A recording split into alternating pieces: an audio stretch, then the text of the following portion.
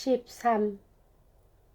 일리야 안드레이치 백작은 두 딸을 데리고 베주호프 백작 부인한테로 갔다.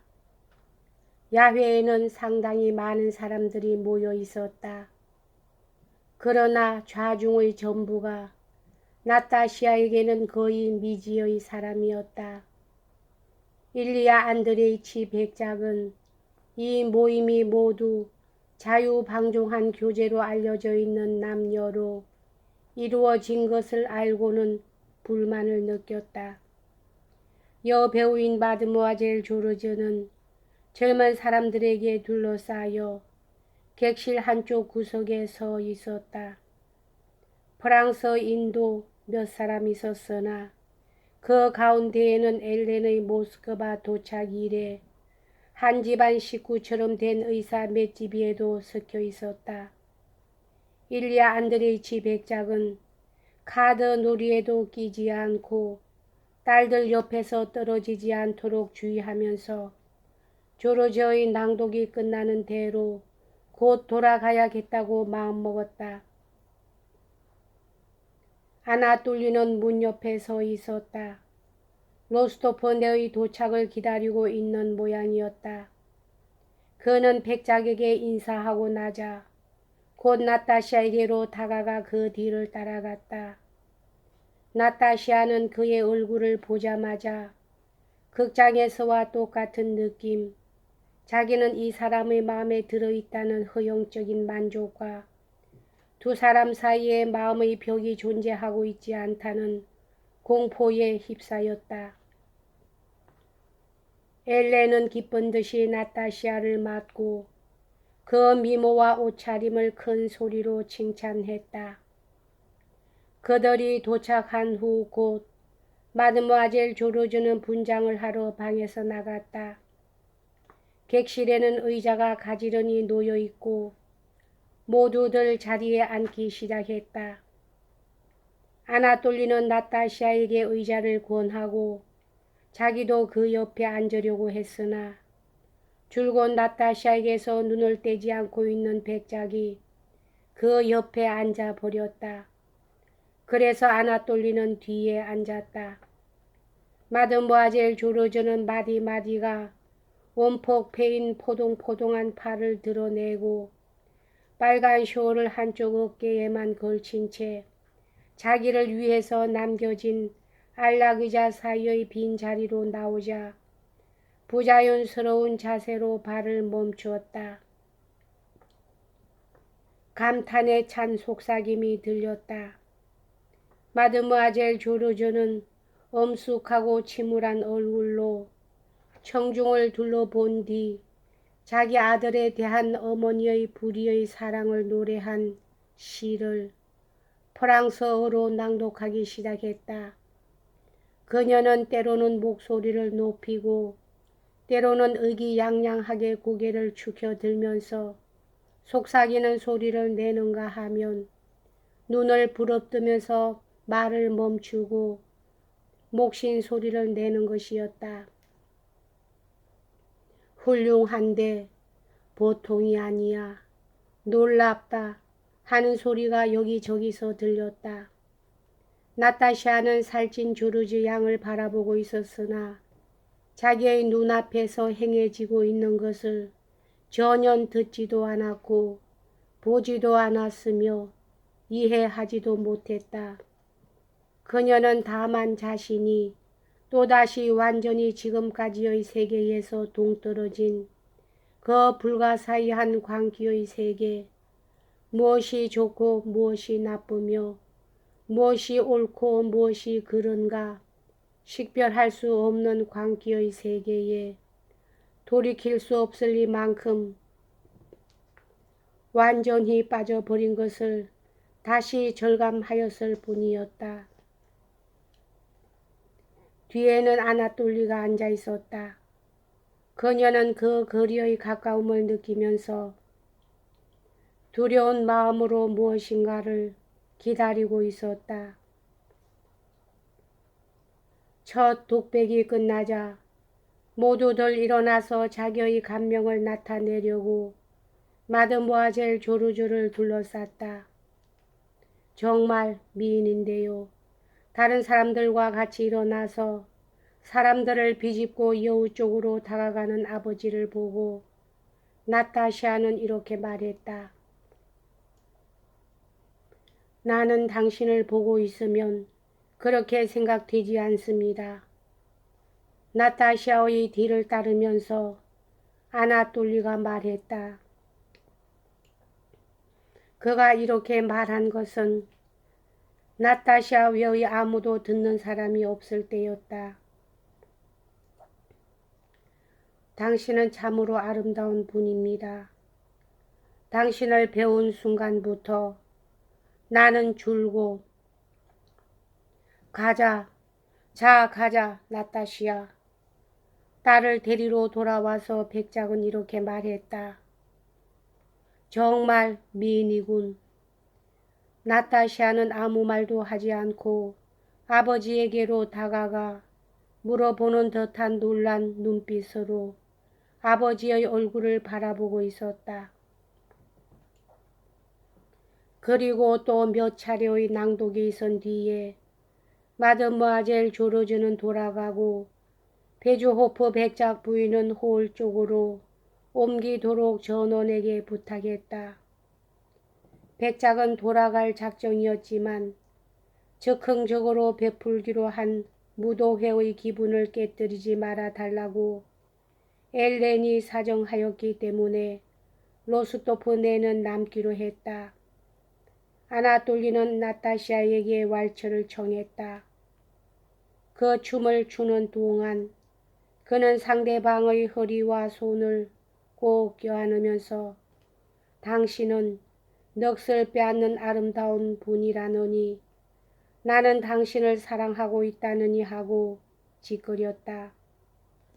에코세츠 때에도 그녀는 또 꾸라긴과 추었는데 그들이 단둘이 되었을 때 아나톨리는 아무 말도 하지 않고 다만 그녀의 얼굴을 응시할 뿐이었다.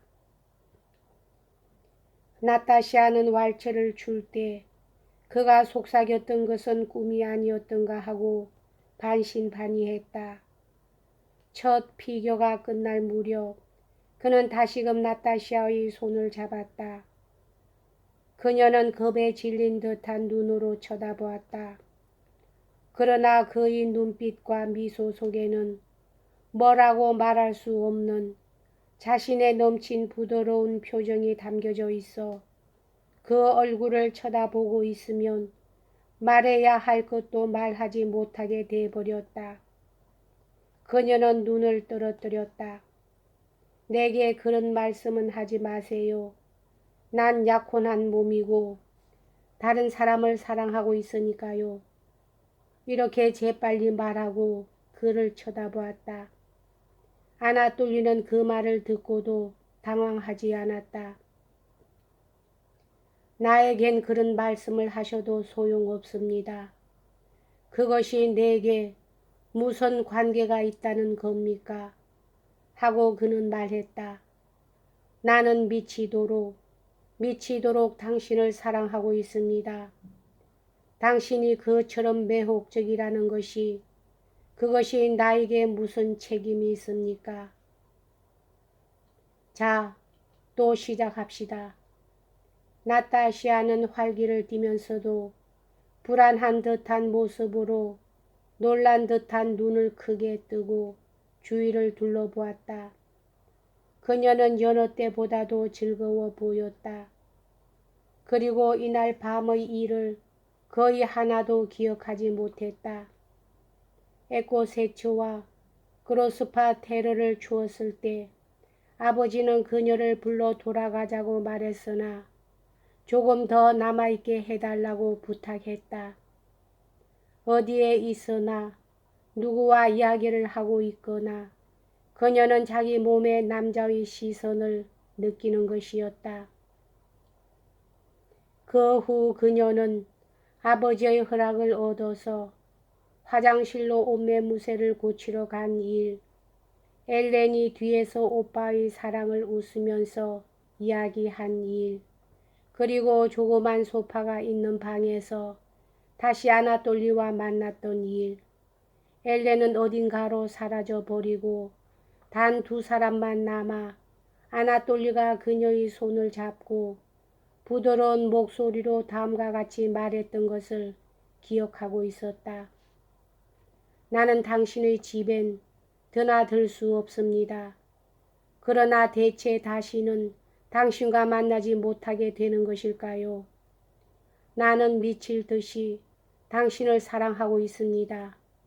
정말로 이제 다시는 하고 그는 상대방의 길을 가로막으면서 자기 얼굴을 그녀 얼굴에 접근시켰다. 반짝반짝 빛나는 커다란 남자다운 눈이 자기 눈에서 아주 가까운 데에 있었으므로 그녀는 이 눈 외에 아무것도 보지 못했다. 나탈리 하고 그의 목소리가 묻는 듯한 어조로 속삭였다. 그리고 누군가가 아프도록 그녀의 손을 꼭 쥐었다.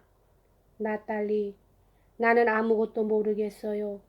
나는 아무것도 할 말이 없어요. 하고 그녀의 눈은 말하고 있는 것 같았다. 뜨거운 입술이 그녀의 입술을 내리 눌렀다. 그 순간 그녀는 다시금 자유로워진 것처럼 느껴졌다. 그러자 방 안에서 엘렌의 발소리와 옷자락 스치는 소리가 들렸다. 나타샤는 그쪽을 돌아보았다. 그리고 빨개진 얼굴로 오들오들 떨면서 놀란 듯한 의아스러운 눈초리로 남자를 쳐다보고 문 쪽으로 서너 걸음 옮겨갔다. 한마디만, 단 한마디만 제발 하고 아나톨리는 말했다. 그녀는 발을 멈추었다. 그녀로서는 이 한마디를 들을 필요가 있었다. 이 한마디야말로 그녀에게 지금 일어난 일을 설명해 줄 것이며 자기도 그것에 대해서 대답하고 싶었기 때문이었다. 나탈리, 한마디만, 단 한마디만. 뭐라고 말해야 좋을지 모르겠다는 듯 그는 이렇게 되풀이했다. 되풀이하고 있는 동안에 엘렌이 두 사람 옆으로 다가왔다.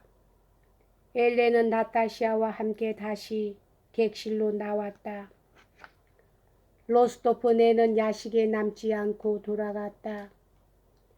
집으로 돌아온 뒤 나타샤는 뜬 눈으로 밤을 새웠다.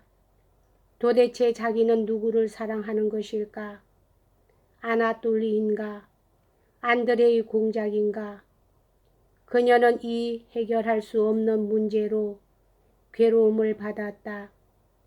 그녀는 안드레의 공작을 사랑하고 있었다. 자기가 얼마나 열렬히 안드레의 공작을 사랑하고 있었는가 하는 것은 그녀도 똑똑히 알고 있었다. 그러나 아나톨리도 역시 사랑하고 있었다. 이것은 의심할 여지도 없는 일이었다.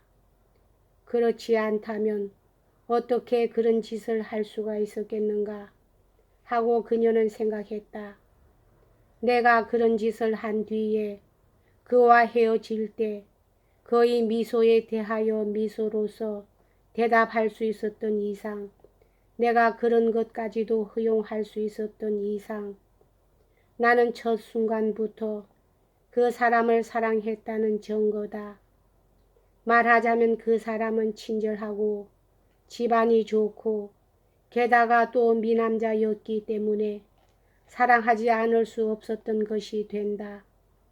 아, 만약 내가 양쪽 다 사랑하고 있다면 어떻게 해야 하는 것일까? 이러한 무서운 문제들에 대해서 아무런 대답도 발견하지 못한 채 그녀는 마음속으로 이렇게 되풀이하고 있었다. 여기까지 하겠습니다.